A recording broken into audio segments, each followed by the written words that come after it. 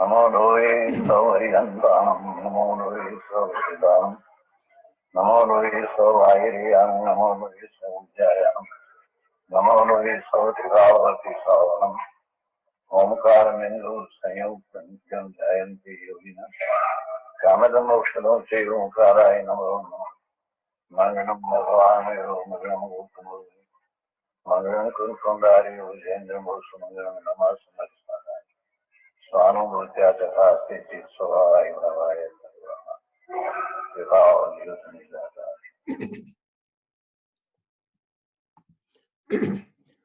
ओम नमो लोये सर्वत्रिकावर्ति हरियंताणम् ओम नमो लोये सर्वत्रिकावर्ति सिद्धाणम् ओम नमो लोये सर्वत्रिकावर्ति आर्याणम् ओम नमो लोये सर्वत्रिकावर्ति वज्रायणम् ओम नमो लोये सर्वत्रिकावर्ति श्रावणम् ओंकारं बिंदु संयुक्तं नित्यं ध्यायन्ति योगिनं कामदं मोक्षदं चैव ओंकाराय नमो नमः नमो समय साराय स्वानुभूत्या चकासते चित्स्वभावाय भावाय सर्वभावान्तरच्छिदे अज्ञानतिमिरञ्जनं ज्ञान अंजनशलाकया चक्षुरुन्मिलितं येन तस्मै श्रीगुरुवे नमः तीर्थंकरो जगन्नाथवर्तो ओंकार नाद जिननो जयवंत वर्तो जिनना समो शरण सौ जयवंत वर्तो ने तीर्थचार जगमा जयवंत वर्तो नमो ए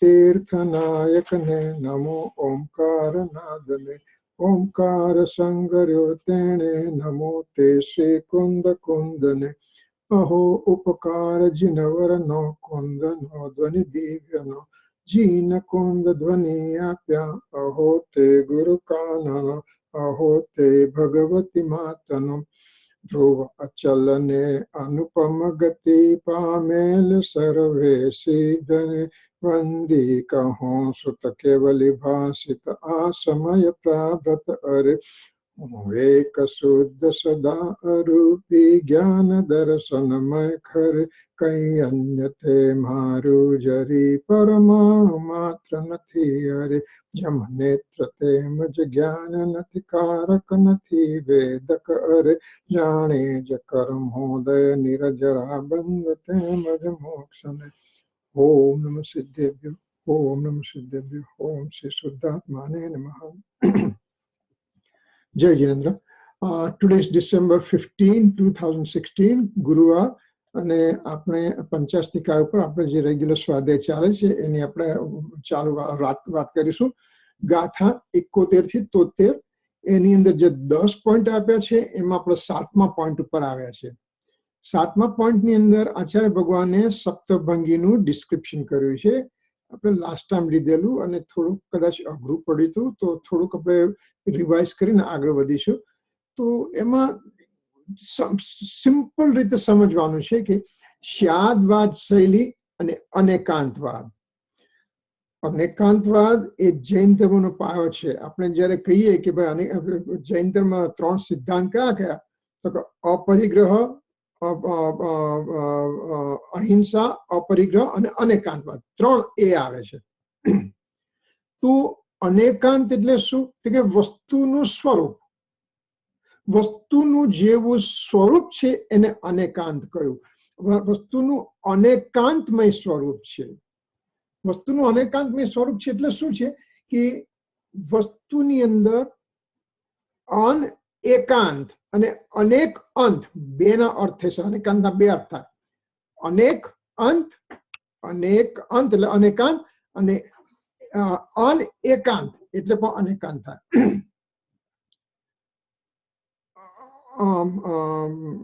અનંત અનેક અંત એટલે શું તો કે આત્માની અંદર અનંત ગુણો છે એટલે આપણે જ્યારે કહેવું હોય ત્યારે આત્મામાં જ્ઞાન ગુણ છે દર્શન ગુણ છે ચારિત્ર ગુણ છે અસ્તિત્વ ગુણ છે વસ્તુત્વ ગુણ છે પ્રમેત્વ ગુણ છે અગુરુ લઘુત્વ ગુણ છે એમ કરીને આત્માના અનેક અંત એટલે ગુણોનું વર્ણન આપણે કરી શકીએ એમ છીએ જેવી રીતે 47 શક્તિ છે તો 47 શક્તિઓનું આપણે વર્ણન કરી શકીએ એટલે જ્યારે સમયસારની અંદર 47 શક્તિ કહેવામાં આવી તો એ અનેક અંતની વાત હતી અનેક ગુણોની વાત અને શક્તિની વાત.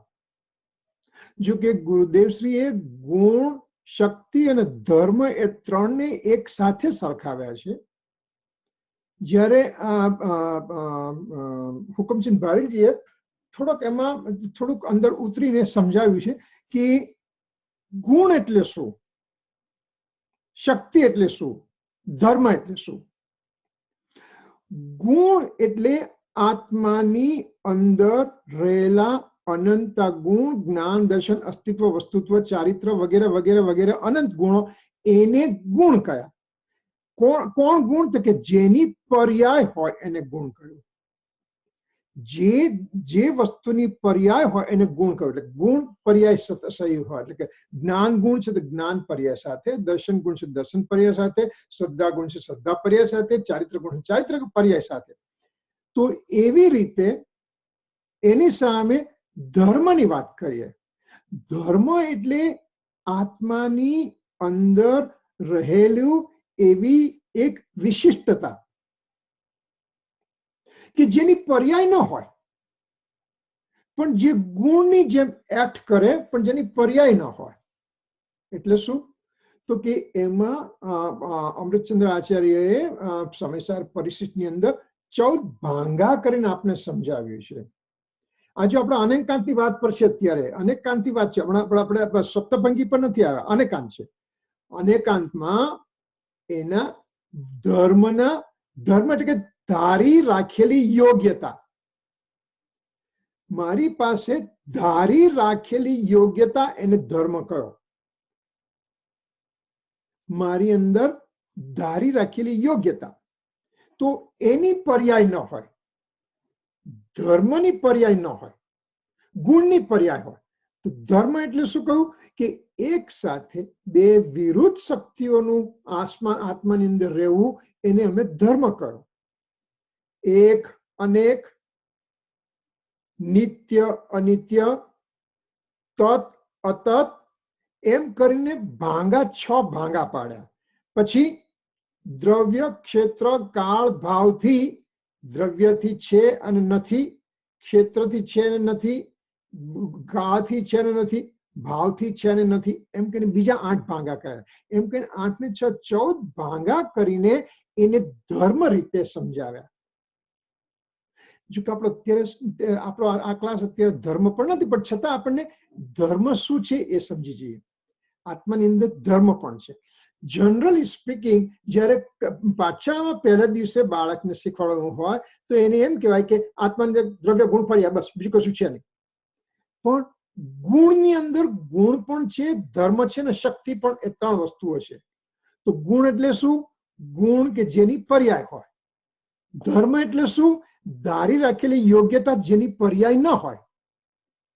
અને શક્તિ એટલે ગુણ ને ધર્મ બંનેને ભેગા કરીને જે વાત કરવામાં આવે એને શક્તિ કહ્યું.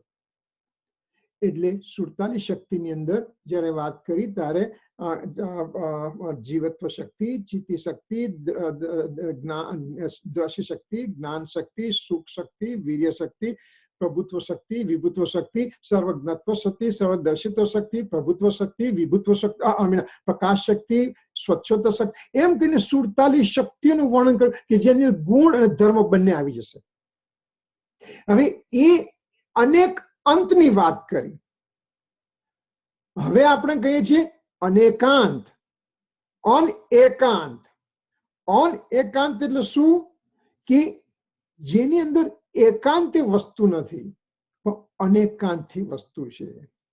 એટલે કે નિત્ય અનિત્ય હોવું, એટલે કે એક જ દ્રવ્યમાં એક સાથે બે વિરુદ્ધ શક્તિઓનું રહેવું, બે વિરુદ્ધ ધર્મોનું રહેવું, એને આપણે અનેકાંત કહ્યું. અને એ જૈન ધર્મનો મુખ્ય પાયો છે. અનેકાંતની બે ડેફિનેશનમાં જે અત્યારે આ બીજી ડેફિનેશન આપણે કહી એ વધારે પ્રચલિત છે. કેમ કે આત્માની અંદર અનંત ગુણ છે એવું તો બીજી ફિલોસોફી પણ કહે છે, એટલે એમાં કોઈ ફેર નથી પડતો. પણ જ્યારે આત્માની અંદર એક ખાસિયત કરી કે એક જ દ્રવ્યમાં એક સાથે બે વિરુદ્ધ શક્તિઓનું રહેવું, બે વિરુદ્ધ તાકાતનું રહેવું, એને અમે અનેકાંત કહ્યું. જે આત્મા નિત્ય પણ છે અને અનિત્ય પણ છે. તો ઘણા એમ કે છે કે આ તમે ફૂદડી વાત છે જૈનમાં, તમને કઈ ખબર જ નથી પડતી. તમે એક વાર કહો છો એ નિત્ય છે, બીજી વાર કહો અનિત્ય છે. અમે તો બસ જો અમે વેદાંત ફિલોસોફી આ ત્યાં એકલો આત્મા નિત્ય જ છે બસ, તેમાં અનિત્યત્વનું અંગ છે જ નહીં.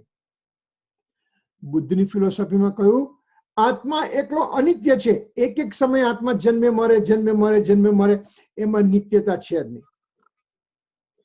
જ્યારે જૈન ફિલોસોફીમાં કહ્યું કે આત્મા નિત્ય પણ છે ને અનિત્ય પણ છે, કઈ અપેક્ષાથી વાત કરીએ છીએ એમ કરીને અનેકાંતની વાત કરી. હવે એ અનેકાંત, હવે અનેકાંત એટલે કે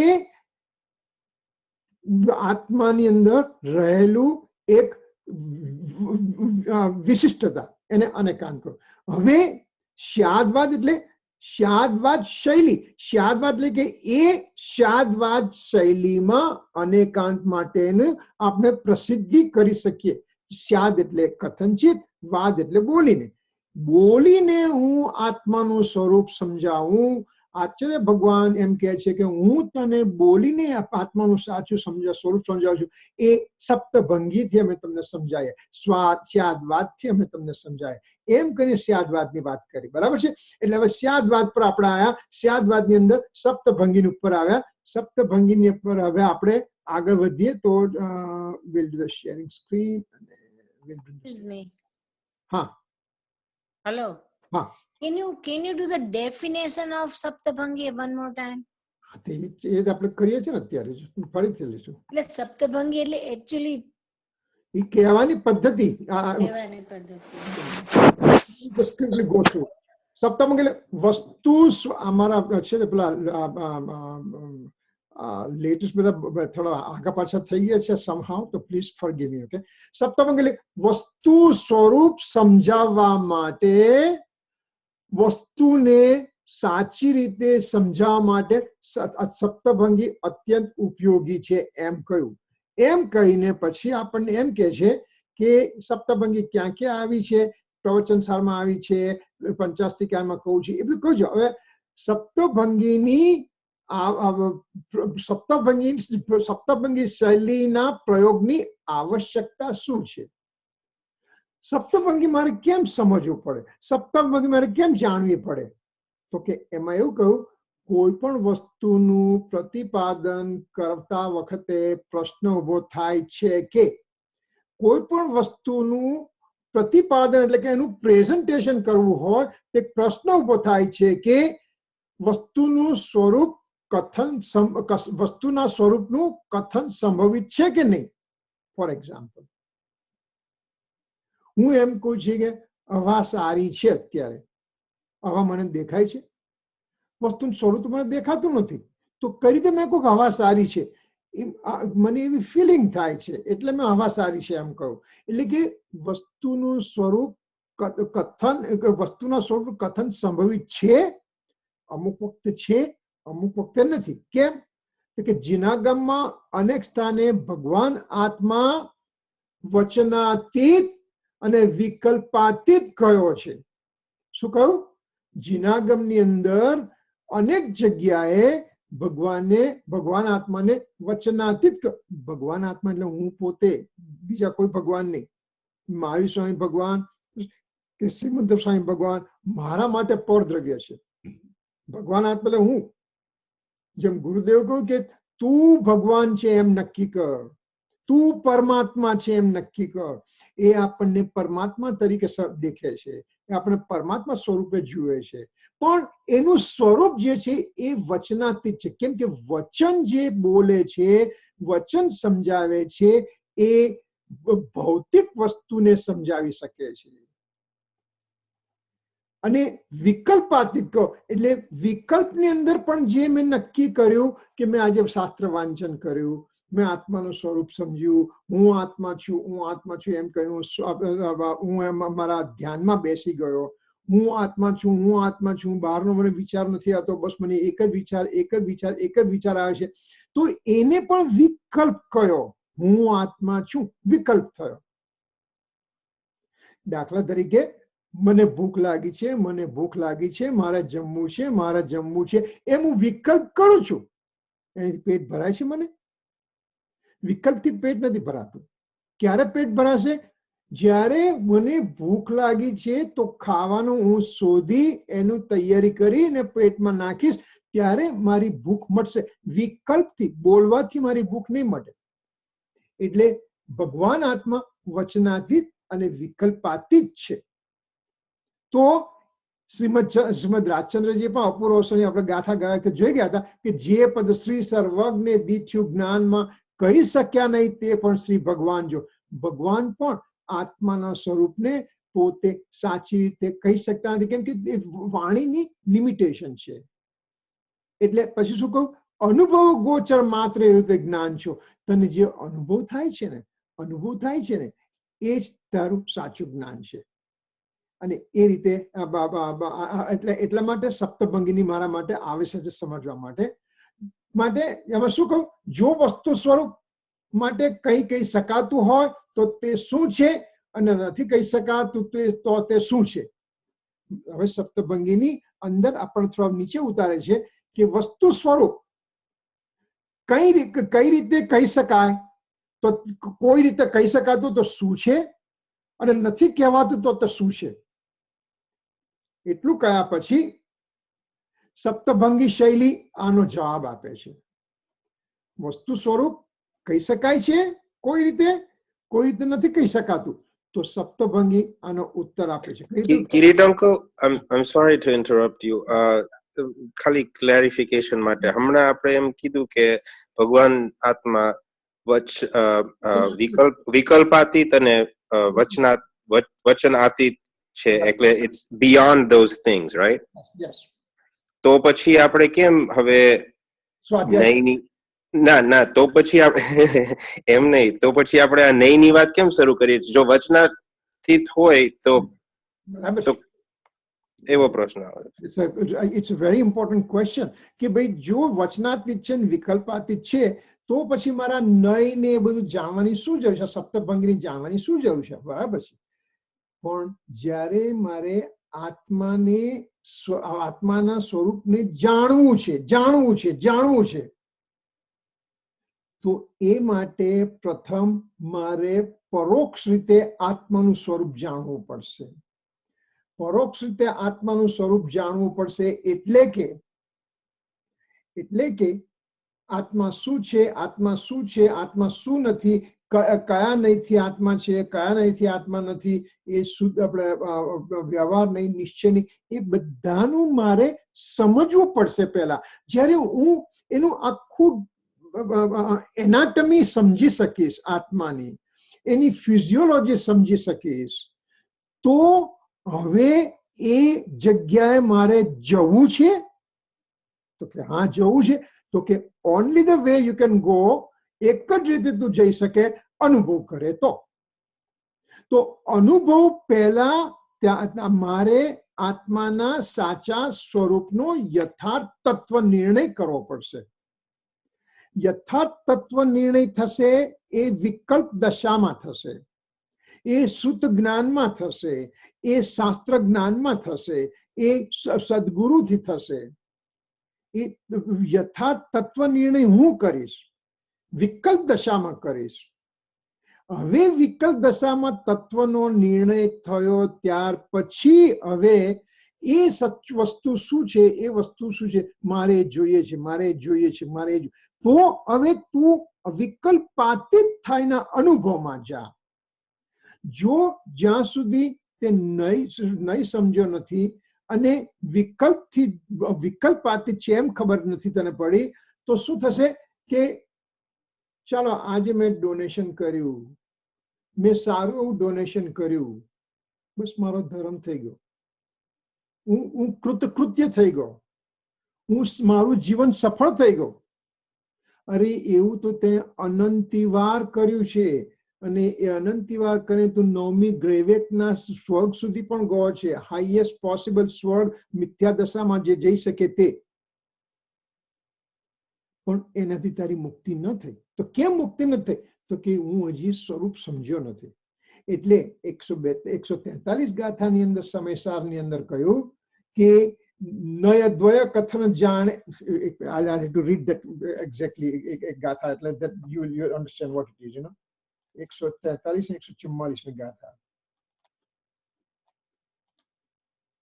Okay, so I'm clear કે આપણે પરોક્ષ જ્ઞાન મેળવવા માટે આ કરીએ છીએ. પરોક્ષને કેવી રીતના થોડીક ટ્રાન્સલેટ કરવું હોય તો કરાય? પછી શું પરોક્ષથી શું એને ટ્રાન્સલેટ ઇંગ્લિશમાં કરવું હોય તો કેવી રીતના? It's an indirect knowledge. Okay, It's an indirect knowledge. I understand, I'm clear. તો જો આમાં 143 ગાઉં છું, નય દ્વય કથન જાણે જ કેવલ સમયમાં પ્રતિબદ્ધ જે, નય પક્ષ કંઈ પણ નવગ્રહે નય પક્ષથી પરિહીન. તે 143મી ગાથા. અને 142 ગાથાની અંદર તો એટલું સુંદર કહ્યું છે અને એનું importance I'll just tell you one second. 142 છે કર્મ જીવમાં બદ્ધ વા અણબદ્ધ એ નય પક્ષ છે, પણ પક્ષથી અતિક્રાંત ભાગ્યો તે સમયનો સાર છે. એટલે કે હું બદ્ધ છું અથવા હું અબદ્ધ છું એવો મેં નિર્ણય કર્યો. કોણે નિર્ણય કર્યો? મેં કર્યો. શેમાં નિર્ણય કર્યો? વિકલ્પ દશામાં કર્યો કે હું બદ્ધ છું, કર્મથી બદ્ધ છું. નહીં, હું કર્મ બંધાયો જ નથી. હું તો કર્મથી સદા છૂટો જ છું. મારું સ્વરૂપ તો કર્મથી અલગ છે. હું અબદ્ધ છું.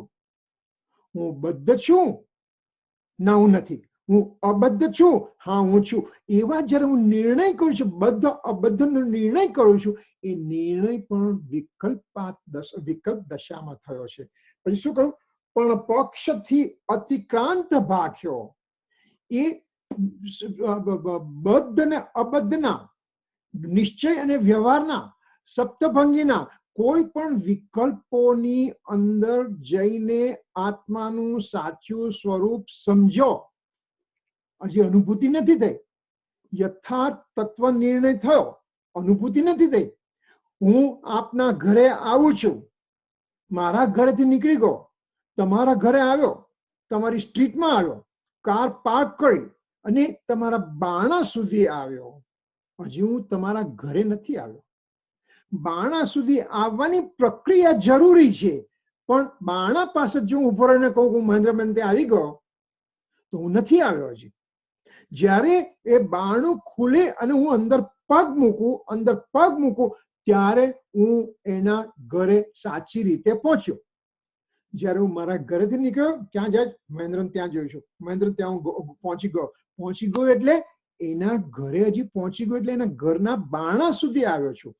એટલે એ પરોક્ષ રીતની વાત થઈ. જ્યારે અંદર દાખલ થયો, ઘરની અનુભૂતિ મેં કરી, એવી રીતે આ પક્ષથી અતિક્રાંત ભાગ્યો. નય પક્ષ અતિક્રાંત ભાગ એટલે કે નયના વિકલ્પોને પણ મેં છોડી દીધા. હું આત્મા છું, હું કર્મ નથી, હું પર્યાય નથી, હું ગુણભેદ નથી, એમ કહીને જે વિકલ્પ દશાની અંદર આત્માનો નિર્ણય થયો હતો એ પણ એને હજી નય પક્ષ કયો. અને એ નય પક્ષને જ્યારે હું છોડું છું અને અનુભૂતિમાં જાઉં છું, તે વખતે નય પક્ષ રહેતો નથી અને અનુભૂતિમાં એકલી અનુભૂતિ, આત્માના જ્ઞાન ગુણની અનુભૂતિ અને એ સાથે સુખ અને આનંદની અનુભૂતિ મને થાય છે. એટલે અનુભૂતિ માટે આ બધા જ રસ્તા જરૂરી છે, પણ ત્યાં અટકવાનું નથી. આ બધી વસ્તુને સમજવા એટલા માટે કે આ જાણવાનું છે, એ જરૂરી છે, પણ એમાં અટકવાનું નથી. એનાથી હજી મારે આગળ જવાનું છે. એટલે વિધિ સપ્તભંગીની શૈલીમાં બે વસ્તુથી કહ્યું. વિધિ નિષેધની વાત કરી અને વિધિ નિષેધને 3 રીતે કહે છે. વિધિ નિષેધને 3. વિધિ એટલે એફર્મેટિવ અને નિષેધ એટલે નેગેશન. એફર્મેશન એન્ડ નેગેશન એમાં 3 પ્રકારે કહ્યું. અને નહીં કેવી શકવાના સંદર્ભમાં 4 પ્રકાર છે. કહેવાના 3 પ્રકાર છે અને નહીં કહેવાના 4 પ્રકાર છે. એમ કહીને સપ્તભંગી થઈ. 3 રીતે જ હું વર્ણન કરી શકું અને 4 રીતે હું વર્ણન નથી કરી શકતો. એ મારી સમજમાં આવવું પડે. હવે શું કે છે? વિધિ નિષેધની 3 પ્રકારે આત્મા કઈ રીતે કહી શકાય છે? તો કે છે કે અસ્તિત્વથી આત્મા છે એમ કહી શકાય. હું આત્મા અસ્તિત્વથી છું. હું આત્મા છું એક અસ્તિત્વનું સેન્ટેન્સ થયું. હું આત્મા છું એ કોનું સેન્ટેન્સ થયું? અસ્તિત્વનું સેન્ટેન્સ થયું. અસ્થિથી સેન્ટેન્સ થયું. હકારાત્મકથી સેન્ટેન્સ થયું. પોઝિટિવલી સેન્ટેન્સ થયું. એફર્મેટિવ વે સેન્ટેન્સ થયું. પછી હું નાસ્તિત્વથી આત્મા પૂતગલ નથી એમ કહી શકું. હું આત્મા છું અસ્તિત્વથી કહ્યું. હું પૂતગલ નથી એ નાસ્તિત્વથી કહ્યું. દાખલા તરીકે હું પુરુષ છું એમ કેવું. અને સાથે એમ કહું હું સ્ત્રી નથી તો પુરુષત્વ પર એટલું જોર આવે છે. અસ્થિ નાસ્તિથી એટલે જૈન ધર્મની ખાસિયત છે ફિલોસોફીની કે અસ્થિ નાસ્તિથી વાત કરવામાં આવી છે. અસ્થિ નાસ્તિથી વાત કરવાથી તત્વનું બરાબર યથાર્થ નિર્ણય થાય છે. હું ક્રોધમાન માયારૂપ નથી. હું જ્ઞાન દર્શન રૂપ છું. જ્ઞાન દર્શન રૂપ છું એટલે ક્રોધમાન માયારૂપ નથી એમ બંને રીતે સમજતા મારું આત્માનું સાચું સ્વરૂપ શું છે એની મને દ્રઢતા થાય છે. અને ત્રીજામાં એમ કહ્યું કે ક્રમથી અસ્તિત્વ નાસ્તિત્વ કહી શકાય છે. એટલે શું? જ્યારે હું પુરુષ છું એ જ સમયે હું સ્ત્રી નથી. પણ મારે બોલવાની લિમિટેશન થી હું શું કહું છું? હું પુરુષ છું એક વાક્ય, અને બીજા વાક્યમાં હું સ્ત્રી નથી. હું આત્મા છું. હું ક્રોધમાન માયારૂપ નથી. એટલે કે બે સેન્ટેન્સની અંદર આત્માનું સ્વરૂપ અસ્થિ નાસ્તિથી હું કહી શકું એમ છું. ક્રમથી, ક્રમ ભાષાના ક્રમથી. આ કિરીટંક અહીંયા બહુ પાવરફુલ છે. તમે કીધું ને જૈન ધર્મ નું યુનિક છે. આઈ ડોન્ટ નો પણ ડિફરન્ટ મત હોય એ ખાલી તમે નાસ્તિ થી જ એનું એક્સપ્લેનેશન આપી શકો તો એનો અહીંયા નિષેધ થાય ને કે ના અસ્થિ નાસ્તિ અને ત્રીજો કોમ્બિનેશન. કેમ કે જો જનરલી છે ઉપદેશમાં શું કહેવાશે? જનરલ ઉપદેશ અપાશે એમાં શું કહેશે? તું ક્રોધ ન કર, તું માયા ન કર, તું માન ન કર, તું લોભ ન કર. ઓકે છે હું નથી કરતો પણ હવે કરવાનું શું મારે? તો પછી એની મને નથી ખબર. તું ક્રોધ ન કર, માન ન કર, માયા ન કર, લોભ ન કર, રાગ ન કર, દ્વેષ ન કર, મિથ્યાત્વ ન કર, અજ્ઞાન ન કર. પણ તું મારે કરવું શું? તો પછી તું એનું અસ્થિથી કહ્યું કે તું તારા ભાવમાં સ્થિર થા, તારા ત્રિકાળી સ્વરૂપમાં સ્થિર થા. જો શ્રદ્ધા બે જગ્યાની છે, કાં તો પરની શ્રદ્ધા છે કાં તો સ્વની શ્રદ્ધા છે. Nothing in between. બે જ શ્રદ્ધા હોઈ શકે, કાં તો પરની હોય 100%, કાં તો સ્વની હોય 100%. તો અસ્થિ નાસ્તિથી જ્યારે આત્માનું સ્વરૂપ હું વિકલ્પ દશામાં હજી તો સમજુ છું તો મને ખબર પડે છે કે હું ક્યાં છું. હજી હું વિકારોની અંદર રખડતો હોઉં, વિકલ્પોમાં રખડતો હોઉં, અને આંખ બંધ કરીને હું જ્યારે મેડિટેશન કરું છું, બસ મને તો હું કલાક સુધી મેં મેડિટેશન કર્યું. શું કર્યું? હું આત્મા છું, હું આત્મા છું, હું આત્મા છું વર્ણન એમને રટણ કર્યું. ગુરુદેવ શ્રી કહે છે કઈ વાંધો નહીં, પણ એ હજી તારું સર્વસ્વ નથી. એ તો તું હજી વિકલ્પ દશામાં છે. તારે નિર્વિકલ્પ દશામાં જવાનું છે. એમાંથી ત્યારે તને અનુભૂતિ થશે, ત્યારે તારું જીવન શ્રેય થશે. એટલે આ વિધિ નિષેધથી 3 રીતે આત્માનું વર્ણન થયું.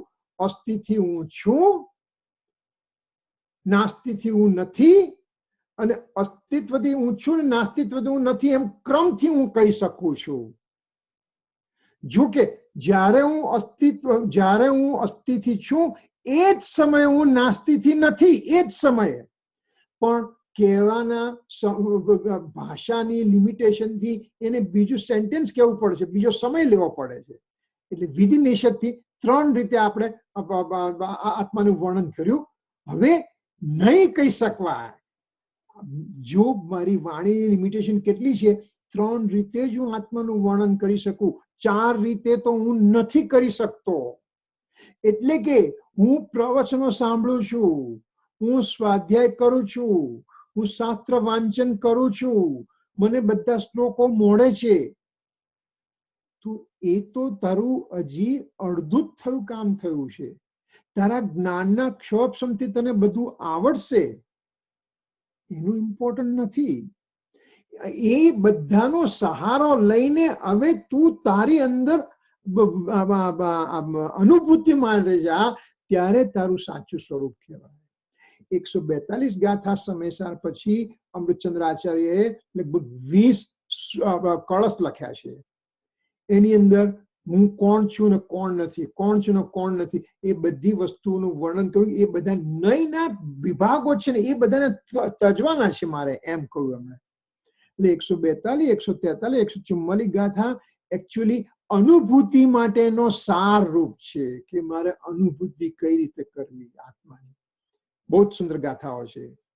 હવે 4 રૂપે નથી કહી શકાતું. કઈ રીતે?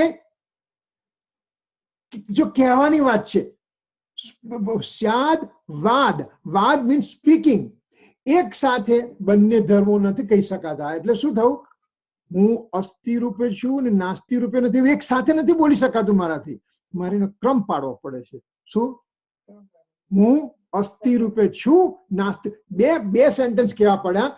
જ્યારે હોય છે બંને એક સાથે હોય છે, કહેવામાં 2 ભાગ પડી ગયા. એટલે એક સાથે બંને ધર્મ નથી કહી શકાતા. એને અસ્થિ અવ્યક્ત, નાસ્તિ અસ્તિત્વ નાસ્તિત્વ અવ્યક્ત ધર્મ કયો. અસ્તિત્વ નાસ્તિત્વ અવ્યક્ત એટલે કે બંનેને હું નથી કહી શકતો. બીજામાં શું કહ્યું? જ્યારે હું અસ્તિત્વ કહું છું, જ્યારે હું અસ્તિત્વ એમ બોલું છું, ત્યારે મારું અંદર જે સંપૂર્ણ સ્વરૂપ છે એને હું નથી એક્સપ્રેસ કરી શકતો. જ્યારે હું અસ્તિત્વથી બોલું છું કે હું અસ્થિ રૂપે છું, ત્યારે મારું સંપૂર્ણ સ્વરૂપ તો અસ્થિ નાસ્તિ રૂપ અંદર પડેલું છે, તેને હું નથી કહી શકતો. એટલે એક બીજો ભંગ થયો. ત્રીજા ભંગમાં શું કહ્યું? હું જ્યારે નાસ્તિ રૂપે છું, હું પૂદગલ નથી એમ કહું છું, હું પૂદગલ નથી એમ કહું છું, બોલું છું, તો તે વખતે અંદરનું મારું સંપૂર્ણ સ્વરૂપ હું કહી શકતો નથી. અને છેલ્લે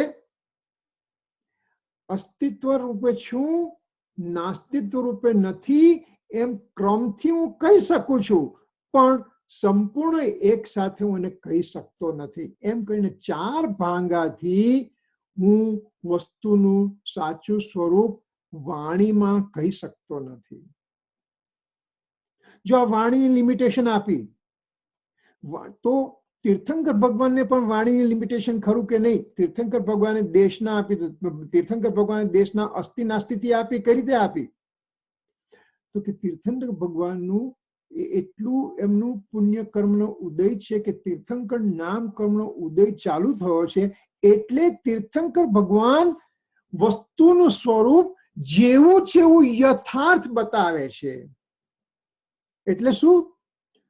એ સંપૂર્ણ વસ્તુને એક સાથે પ્રદર્શિત કરે છે.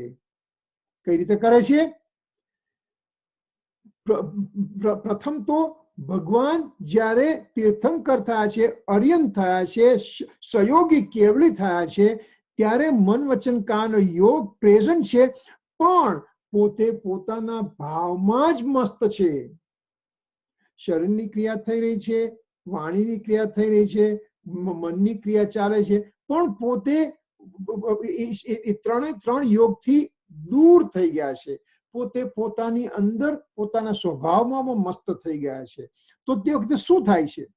તો કે ભગવાનની કોઈ ઈચ્છા નથી બોલવાની, પણ તે વખતે એમના આખા શરીરમાંથી ભાષા વર્ગણાના પરમાણુઓથી ભાષાની ઉત્પત્તિ થઈ અને એ ભાષા ઓમ ધ્વનિથી નીકળી.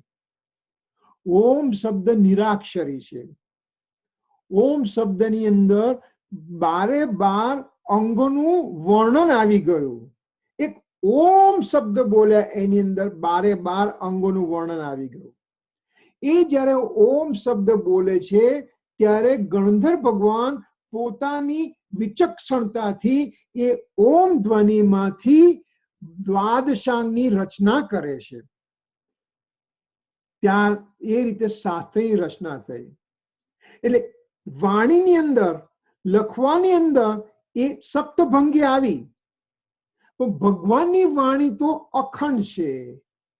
ભગવાનની વાણીમાં ખંડ ખંડ નથી, ભગવાનની વાણીમાં સપ્તભંગી નથી, ભગવાનની વાણીમાં નય ચક્ર નથી. એનું અખંડ રીતે હું અસ્થિથી છું, નાસ્તિથી નથી, એવું એક સાથે એક જ શબ્દમાં, ઓમ શબ્દમાં બધું આવી ગયું. સાતે સાત સપ્તભંગીના ભાંગા ઓમ શબ્દમાં આવી ગયા. એવી રીતે તીર્થંકર ભગવાનની વાણીનો મહિમા છે.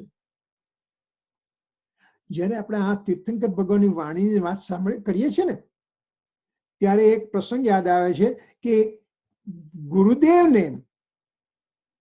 શ્રી કાનજી સ્વામીને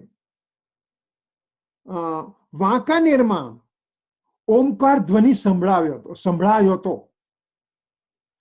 ક્યાંથી સંભળાયો હતો? સિમંદર સ્વામી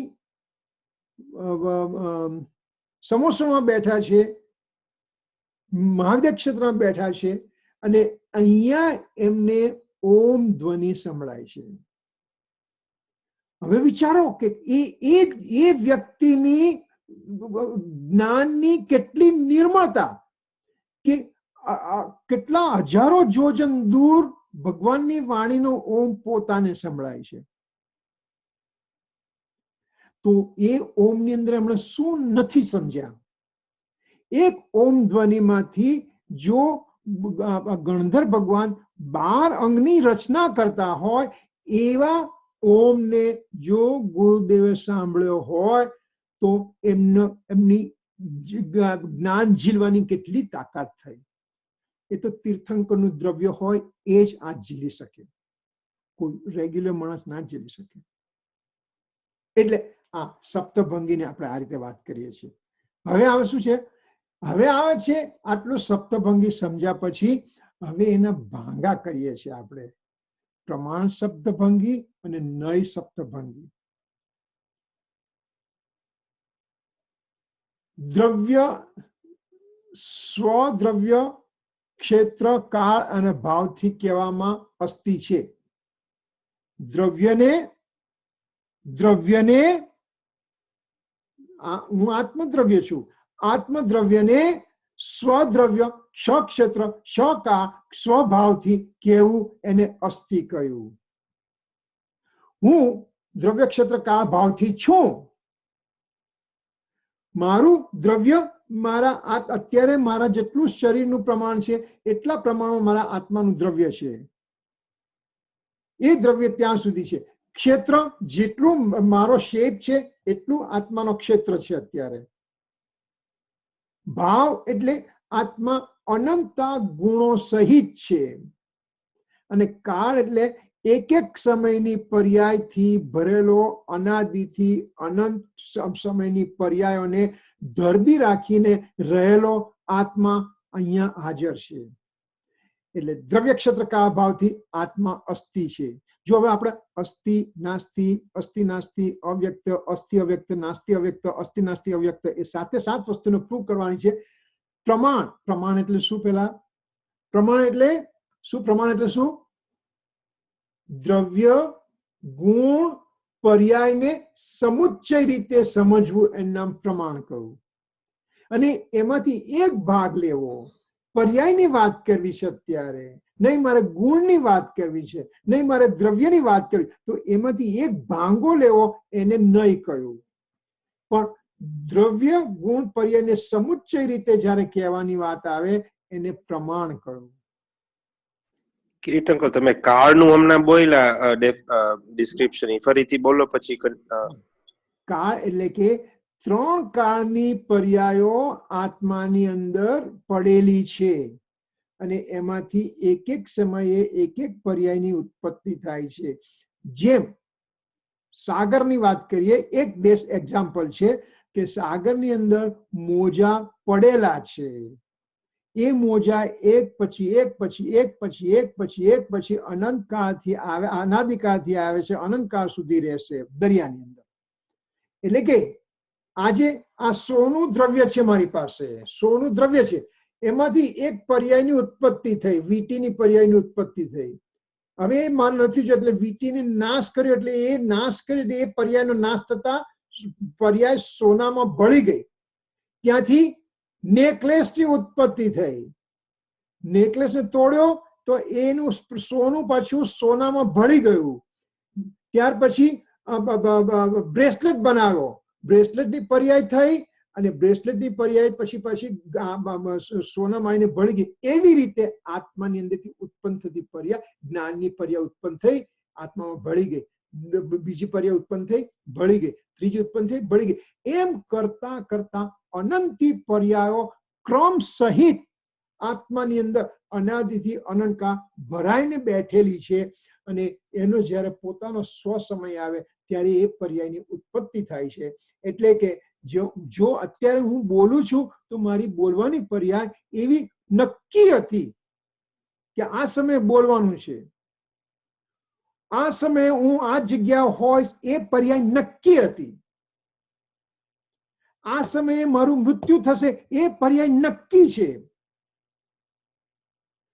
જ્યારે તીર્થંકર ભગવાનને પણ નિર્વાણનો સમય આવે છે તો તીર્થંકર ભગવાન પણ એક સમયની પર્યાયને આગી પાછી કરી શકે નહીં.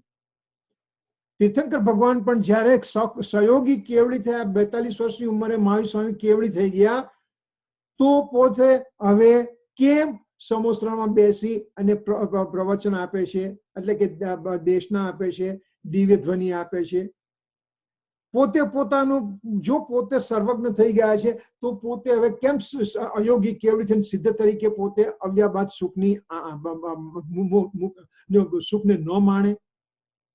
પણ તીર્થંકર ભગવાનમાં પણ એક પર્યાયને ફેરફાર કરવાની તાકાત નથી. મારામાં પણ તાકાત નથી. અનાદિથી અનંતકાળની પર્યાયો મારામાં પડેલી છે. એને પ્રમાણ સપ્તભંગીની અંદર કાળ કહેવામાં આવ્યો. અનાદિથી અનંત કાળની વાત કરવામાં આવી એમાં.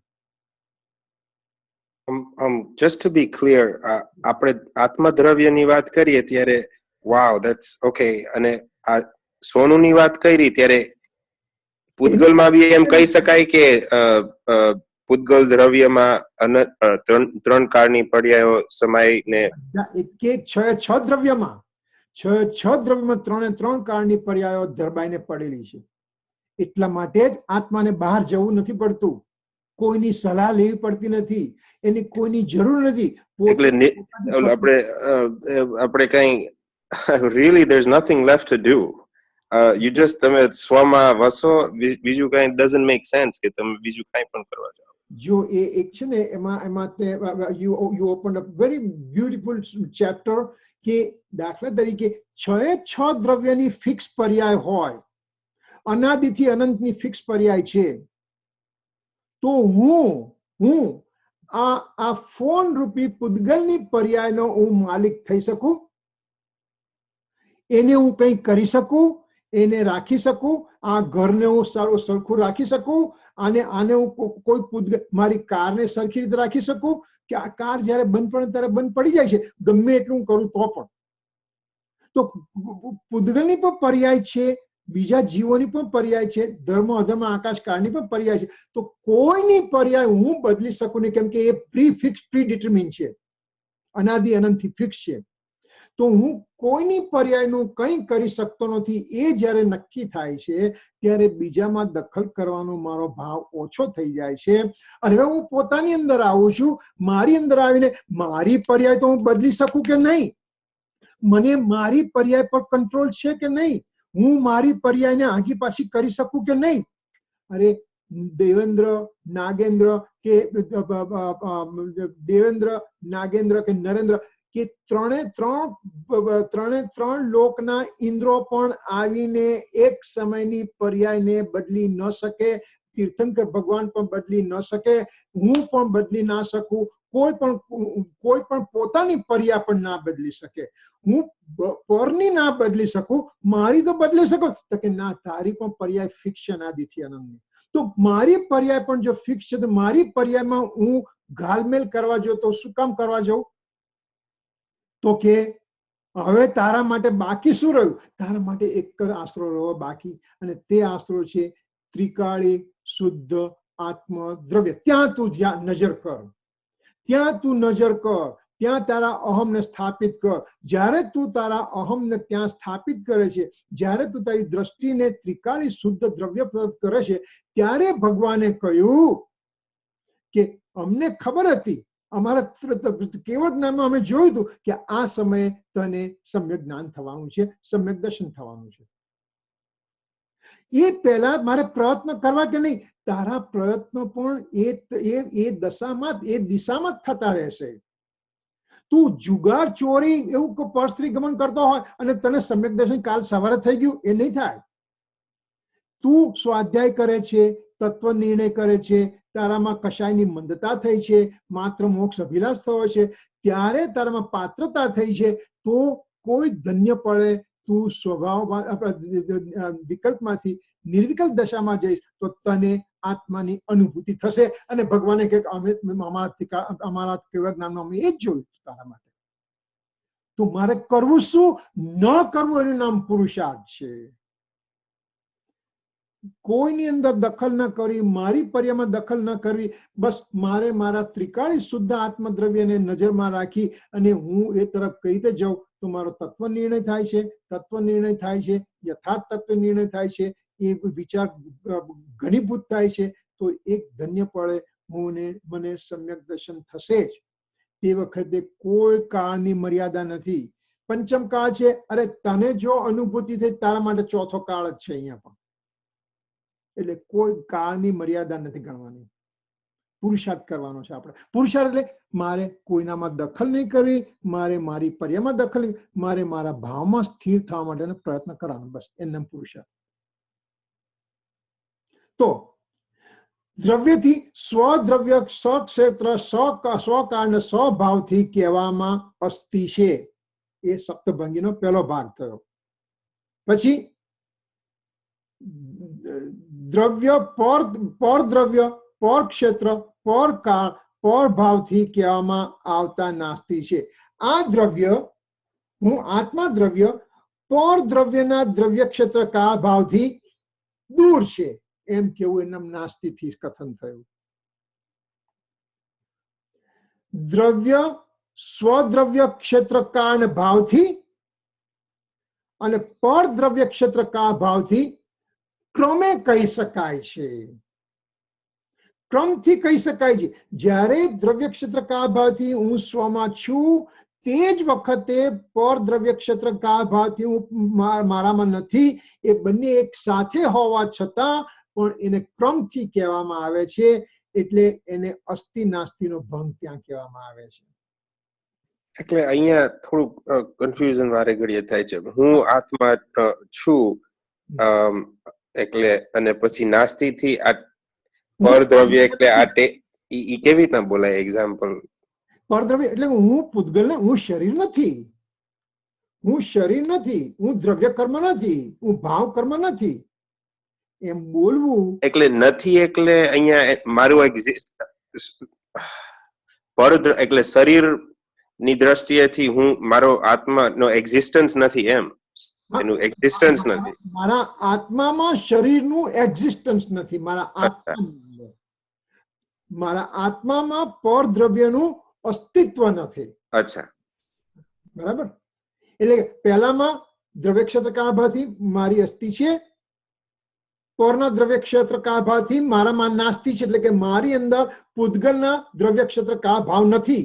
અહીંયા દાખલ જ નથી થયા મારામાં અનાદિકાળથી અનંતકાળ સુધી. હવે સ્વદ્રવ્ય ક્ષેત્ર કાળ ભાવથી હું છું અને પરદ્રવ્ય ક્ષેત્ર કાળ ભાવથી હું નથી એમ હું ક્રમથી કહી શકું એમ છું. એને પ્રમાણ સપ્તભંગીનું રૂપ કહ્યું. ત્યાર પછી દ્રવ્ય સ્વદ્રવ્ય ક્ષેત્ર કાળ ભાવથી અને પરદ્રવ્ય ક્ષેત્ર કાળ ભાવથી યુગપદ કહેવામાં નથી આવી શકતું. એટલે એને અવ્યક્તનો બોલ કયો. મારા દ્રવ્ય ક્ષેત્ર કાળ ભાવથી છું, પરથી નથી એમ યુગપદ, યુગપદ એટલે એક સાથે હું કહી શકતો નથી. એટલે અવ્યક્તનો બોલ થયો પ્રમાણનો, પ્રમાણ શબ્દભંગીનો. ત્યાર પછી દ્રવ્ય સ્વદ્રવ્ય ક્ષેત્ર કા ભાવથી અને યુગપદ સ્વદ્રવ્ય ક્ષેત્ર કા ભાવથી કહેવામાં આવતા અસ્તિત્વ અને અસ્થિ અને અવ્યક્ત છે.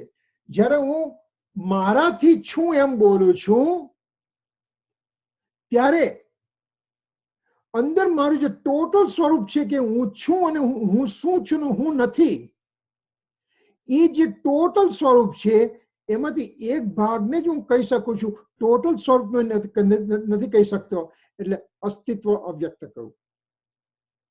એની સામે નાસ્તિત્વ અવ્યક્ત આવ્યું કે હું પરદ્રવ્ય ક્ષેત્ર કા ભાવથી નથી એમ કહ્યું ત્યારે અંદર સ્વ પરથી હું સ્વથી છું, પરથી અલગ છું, એ જે સ્વરૂપ મારું પડેલું છે એને કહી નથી શકતો, એટલે નાસ્તિ અવ્યક્ત કહ્યું. અને છેલ્લે સ્વદ્રવ્ય ક્ષેત્ર કા ભાવને થી પરદ્રવ્ય ક્ષેત્ર કા ભાવને યુગપદ કહેવા છતાં પણ મારી અંદર જે ટોટલ સ્વરૂપ છે સ્વથી છું પરથી નથી જે એક સમયે છે એનું કહી નથી શકતો, એટલે એ પ્રમાણનો સપ્તભંગીનો છેલ્લો ભાંગો થયો. એટલે અસ્થિ નાસ્તિ, અસ્થિ નાસ્તિ, અવ્યક્ત, અસ્થિ અવ્યક્ત, નાસ્તિ અવ્યક્ત, અસ્થિ નાસ્તિ અવ્યક્ત, એમ કે 7 ભાંગા થયા. આને પ્રમાણ સપ્તભંગી આપણે કહીશું. પ્રમાણ સપ્તભંગી એટલે કે આખા દ્રવ્ય ક્ષેત્ર કા ભાવથી વાત કરવામાં આવે. જ્યારે પ્રમાણની વાત કરીએ ત્યારે મને યાદ આવે છે એક બહુ સુંદર વસ્તુ યાદ છે, બહુ સુંદર વસ્તુ છે. તું પ્રમાણથી બહાર જતો નહીં અને પ્રમાણમાં અટકતો નહીં. ફરીથી, તું પ્રમાણથી બહાર જતો નહીં અને તું પ્રમાણમાં અટકતો નહીં. એટલે શું? પ્રમાણથી બહાર જતો નહીં એટલે તારા દ્રવ્ય ક્ષેત્ર કાળ ભાવની અંદર જ તું રહેજે, તારા દ્રવ્ય ગુણ પર્યાયમાં જ તું રહેજે. એટલે કે પ્રમાણથી તું બહાર ન જતો, પ્રમાણથી તું બહાર ન જતો, પણ હવે એ પાછળ પ્રમાણમાં તું અટકતો નહીં. કેમ કે આમાંથી તારે શુદ્ધ દ્રવ્યાર્થિક નહીં લઈને ત્રિકાળી શુદ્ધ આત્મ દ્રવ્ય તરફ દ્રષ્ટિ કરવાની છે. એટલે કે તું પ્રમાણમાં અટકતો નહીં, એનાથી આગળ વધીને શુદ્ધ દ્રવ્યાર્થિક નહીંથી પરમ પારણમિક ભાવ તરફ તારી દ્રષ્ટિ કરીને તું શુદ્ધ આત્મ દ્રવ્યને એના ઉપર અહમ કર. કેટલું સુંદર વ્યાખ્યા કે પ્રમાણની બહાર જતો નહીં અને પ્રમાણમાં અટકતો નહીં. એટલે એ રીતે આપણે આજે આટલી વાત કરી છે અને આવતી વખતે આપણે નઈ સપ્તભંગીની વાત કરીશું. એટલે હવે થોડો આપણે ખ્યાલ આવે છે કે સપ્તભંગીની જરૂરત શું છે, કેમ જરૂરત છે, શા માટે મારે જાણવું જોઈએ. જો દ્રવ્ય ક્ષેત્ર કાળ ભાવથી મારે અનુભૂતિ જ કરવાનું તો આ બધાની જરૂર શું છે કે બીજે તારે અટકવું ન પડે એટલા માટે જવું છે. મારે પ્રમાણમાં અટકતો નહીં નો શું explanation? You don't get stuck into પ્રમાણ ઓનલી. પ્રમાણ એટલે કે આ દ્રવ્ય છે, આ ગુણ છે, આ પર્યાય છે, દ્રવ્ય છે, ગુણ છે, પર્યાય છે, એમ પ્રમાણ એટલે કે તારા વિકલ્પની અંદર તું અટકી ના જતો એમ. બરાબર, અનુભવ કર. પ્રમાણ છે નહીં ને પ્રમાણ એ બંને વિકલ્પમાં આવશે. That's beautiful. Kiran, can I just share something? અહીંયા એક જુદી જગ્યાએ આપણે waves ની વાત કરી ને, ocean અને waves, અને કોઈક વાર આપણે તો I heard that આપણી સિચ્યુએશન એવી છે કે અમે પોતે waves અમે ભૂલી જાય છે કે અમે ઓશન છે, દરિયો ઈ છે, અને આપણે waves માં something like, is that similar to how તમે જેમ describe આપણે પર્યાય દ્રષ્ટિમાં અટકી જાય છે ને દ્રવ્ય દ્રષ્ટિમાં અટકી જઈએ છીએ કે. અને જો અશુભની તો વાત જ નથી, અશુભની તો તું અશુભમાં રહેતો નહીં એવું તો દુનિયાની કોઈ પણ ફિલોસોફી એની વિરુદ્ધ નથી કહેતી. અશુભમાં તું અશુભ તું કર એવું કોઈ નથી કહેતું, પણ તું શુભ કર એવું મેસેજ દરેક ફિલોસોફીમાંથી તને મળશે. પણ એ શુભ ને અશુભ ને એક સાથે ભેગા કરીને બંનેને પાપ કહેવા વાળા એક કુનકુન સ્વામી નીકળ્યા. અને જેને અમૃતચંદ્રાચાર્ય એનો વિસ્તાર કરી અને ગુરુદેવે આપણને આપણી ભાષામાં એનો અર્થ સમજાવીને જે ઉપકાર કર્યો છે એવો ઉપકાર હજી સુધી આપણા તો એક્સ્ટ્રીમ ઇન્ટેન્સ પુણ્ય ઉદય છે કે આપણને આ બધું સાંભળવા મળ્યું, આપણને સમજવા મળ્યું અને આપણે એને જીવનમાં ઉતારવાનો ચાન્સ મળે છે કે ભાઈ તું શુભ કરજે પણ શુભમાં અટકતો નહીં, એમ પ્રમાણમાં અટકતો નહીં, પ્રમાણથી બહાર ન જતો, પ્રમાણમાં અટકતો નહીં, એમ એવી રીતે તું શુભની બહાર ન જતો, શુભમાં અટકતો નહીં, શુભથી તારે આગળ જવાનું છે, હજી તારે આત્માની અનુભૂતિ કરવાની છે. અનાદિકાળથી નથી કરી પણ મને સાચું સમજ પડી છે, હું કરીશ, કેમ નહીં કરું, મને સાચો રસ્તો મળ્યો છે, હું આગળ વધીશ જ. અને જો મારું ઉપાદાન જાગ્યું છે ને તો મને મારું ઉપાદાન પંચમ કાળમાં જાગશે, હવે છઠ્ઠા કોઈ પણ કાળની અંદર જાગશે, એની તને કોઈ ચિંતા કરવાની જરૂર નથી. સમ્યક દર્શન તિર્યંશમાં પણ થાય છે, નરકમાં પણ થાય છે, દેવગતિમાં થાય છે, હ્યુમનમાં થાય છે. ચારે ચાર ગતિની અંદર સમ્યક દર્શન થઈ શકે એવું છે કે જ્યારે સિંહના ભવની અંદર જે માંસ ખાઈને બેઠો છે, અરણ્યને મારીને બેઠો છે, એ સિંહને જ્યારે બે મુનિરાજ આવી અને ઉપદેશ આપે છે એની ભાષામાં, તો સિંહને કઈ આ બધા સપ્તભંગીની ખબર હતી? સિંહને વ્યવહારની નિશ્ચયની ખબર હતી? એની એક જ સમજ હતી, ભાવથી હું આત્મા છું, શરીરથી અલગ છું. અને એનું કઈ એકલા સિંહના ભવમાં નહોતું, એના કેટલા પૂર્વ ભવોની તૈયારી થતા થતા થતા થતા એ અહીં સુધી આવ્યો છે. અને જ્યારે એ આવ્યો છે એનું પુરુષાર્થ ઉભો થયો છે ત્યારે એને મુનિરાજનું નિમિત્ત મળે છે. જંગલમાં કોણ મુનિરાજ આવવાના હતા તે વખતે? તો એ રીતે આપણે પણ જો ઉપાદાન આપણું તૈયાર થયું છે તો આપણું કાર્ય થશે જ, અને એને યોગ્ય નિમિત્તો આવીને ઉભા જ રહેશે. નિમિત્તને શોધવા નહીં જ આપણે આવી જશે. એ રીતે આપણે સમજવાનું છે. એની અધર questions?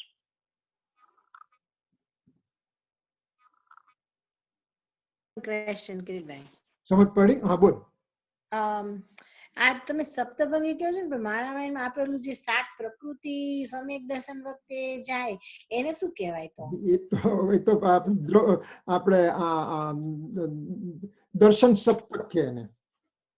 Okay, I was so totally confused between ના these. ના ના, આ છે ને, આ સપ્તભંગીની વાત બહુ જગ્યા નહીં આવે. સપ્તભંગીની વાત બધા બહુ કેમ કે આ છે ને, ઇટ્સ અ કોર ફિલોસોફી છે અને it's a hard core philosophy છે. બહુ ઓછી જગ્યાનું વર્ણન આવશે. એકલા દ્રવ્યાર્થિક નયના શાસ્ત્રોમાં જ એનું વર્ણન આવશે. કોઈ એની આમાંથી કોઈ વાર્તા પણ નહીં નીકળે બીજી કોઈ જગ્યાએ. ઓલાને દર્શન સતત. ઓકે. દર્શન સપ્ત એવું તો સાત તો ઘણું, આપણે સાત તત્વ પણ આવશે તો પછી. આઈ નો, પણ આ સપ્તભંગીની બે મારા માઇન્ડમાં કાયમથી જ એવું થાય, પણ this is totally different. Okay, yeah Darshan સતત. ચાલો, પણ હજી અઘરું પડે છે. આ ધીસ ઇઝ લિટલ હાર્ડર છે. સમજ પડશે, ચોક્કસ પડશે સમજ. Don't worry about it. કારણ કે આ બધા ખબર નહીં, આ જે તમે બધી ડેફિનેશન કરો છો સાંભળીએ છીએ, પણ આમ મે બી સાંભળ્યું નથી ઇનફ, એટલે કે I don't know, but it is little different. હા, ના નથી સંભળાયું ને એટલા માટે. આપણે પેલા કોઈ વાંચન નથી કર્યું એટલા માટે. આ નય અને પ્રમાણનું આપણે વાંચન નથી કર્યું. એટલે નય પ્રમાણનું જે છે ને એ આખું આપણે ન્યાય શાસ્ત્રની વાત છે. આપણે જે આધ્યાત્મિક શાસ્ત્ર વાંચીએ છીએ આ બધું ન્યાય શાસ્ત્રમાં આવે છે. પ્રમાણ, નય, પરોક્ષ જ્ઞાન, પ્રત્યક્ષ જ્ઞાન, હેતુ અને આપણે પ્રત્યભિજ્ઞાન, એ બધું ન્યાય શાસ્ત્રનું છે. એટલે આ બધું છે ને સાંભળવામાં ઓછું એવું છે ને વાંચવામાં ઓછું, બહુ જ ઓછું છે. ન્યાય શાસ્ત્ર એટલે કે એનું એક આચાર્ય માણિકચંદજીએ શાસ્ત્ર લખ્યું છે ન્યાય શાસ્ત્રનું. એનું નામ તો હું અત્યારે મને ખ્યાલ નહીં આવે બરાબર, ઉપર નામ છે એનું.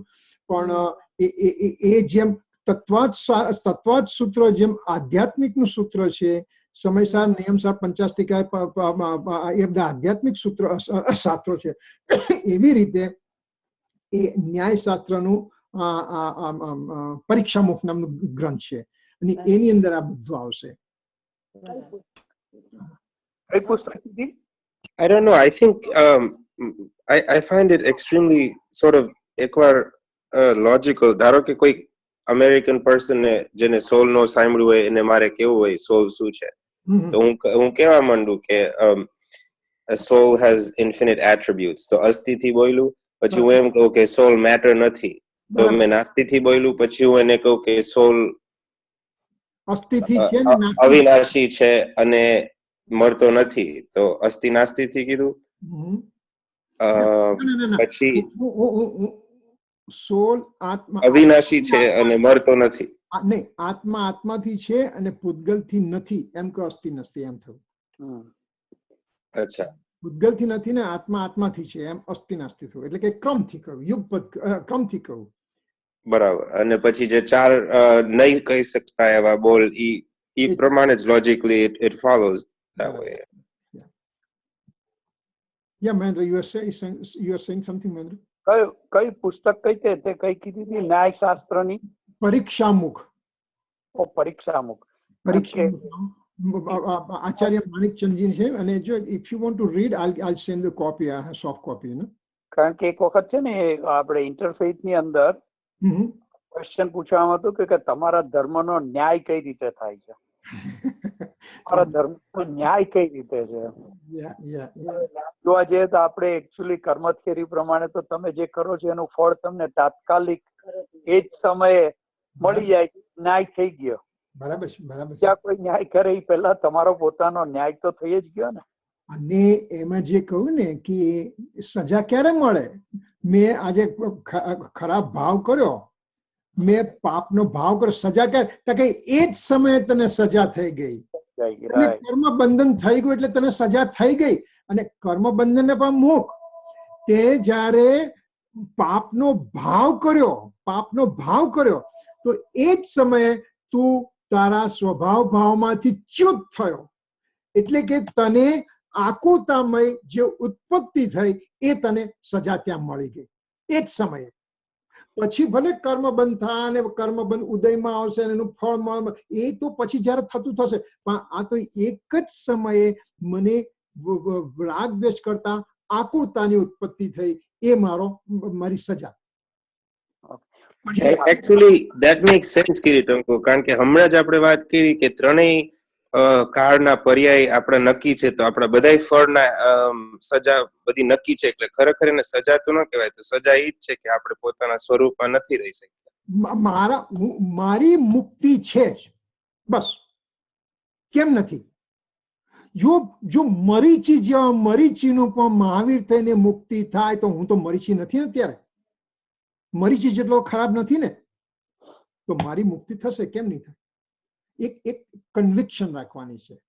અને આવા આપણને સાચા ગુરુ મળ્યા છે, આટલા શાસ્ત્ર મળ્યા છે, આવો અવસર મળ્યો છે, આટલી પંચેન્દ્રિય કામ કરે છે, મન કામ કરે છે, એમાં મને ઇન્ટરેસ્ટ જાગ્યો છે, એની અંદર મને આનંદ આવે છે. આનાથી વધારે મને શું જોવે છે? આનાથી વધારે કઈ ફેસિલિટી મને મળશે? કયો નવો જન્મ આનાથી વધારે સારો મળશે?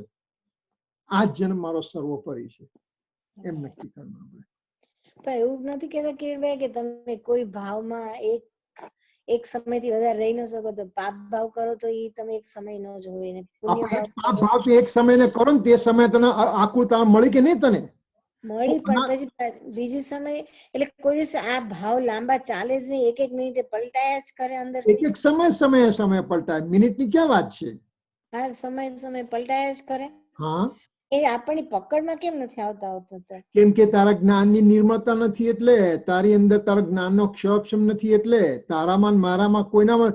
એકચ્યુઅલી ગુરુદેવ પણ હમણાં એક 320 ની ગાથાની અંદર પ્રવચન આપતા કહેતા હતા, અરે કે હું ઘણું વિચારું છું પણ મારો જ્ઞાનનો ક્ષયક્ષમ એટલો ઓછો છે કે મને અમુક વસ્તુ ખ્યાલમાં નથી આવતી. આ તો ગુરુદેવ બોલે છે કે મારો ક્ષયક્ષમ મંદ છે. તો જો ગુરુદેવનો ક્ષયક્ષમ મંદ હોય તો આપણો ક્ષયક્ષમ ક્યાં રહ્યો? ક્યાંય નહીં. એટલે એમની મહાનતા છે બોલવાની. ના, એટલે કહું છું કે આપણા ભાવો એક મિનિટમાં જે પલટાતા જાય એ આપણને ખબર નથી પડતી કે આ પાપમાંથી પુણ્યમાં, પુણ્યમાંથી પાપમાં કે શુભમાંથી અશુભમાં જતા રહ્યા. You never no even.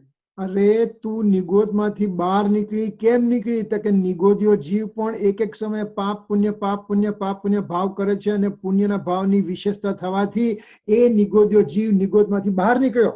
ત્યારે તો આપણે બહાર નીકળ્યા એમાંથી. તો પાપ પુણ્ય તો નિગોદમાં કર્યા હતા અને અત્યારે હું પુણ્ય કરું છું, તો એમાં ફેર શું પડ્યો? રાઈટ. આપણે કોઈને હેલ્પ કરીએ, કોઈને કઈ આપીએ તો આપણને એમ થાય કે દેટ આપણે પુણ્યનું કામ કરી. પણ દેટ ઇઝ ધ સ્થૂલ છે, તે તો ઉપર છલ્લું છે બધું. એટલે હા, એટલે એમ કહું છું કે આપણી પકડમાં જે ઝીણા ભાવ હોય છે એ તો કોઈ આવતા જ નથી. જે આ વાત જો આટલું વાંચન થશે ને સમજ પડશે તો બધા એ પકડમાં આવતા જશે ને તરત ખ્યાલ આવશે કે હું આ ખોટું કરી રહ્યો છું અને મારે આ કરવા જેવું નથી. અને એ જ સ્વાધ્યાયનું ફળ છે. બહુ સરસ. ચાલો. જવાણી કે જ્ઞાન સે સૂજે ચાલો, સોવાણી મસ્તક નમો સદા દેત હું ઢ. 9 કંત્ર.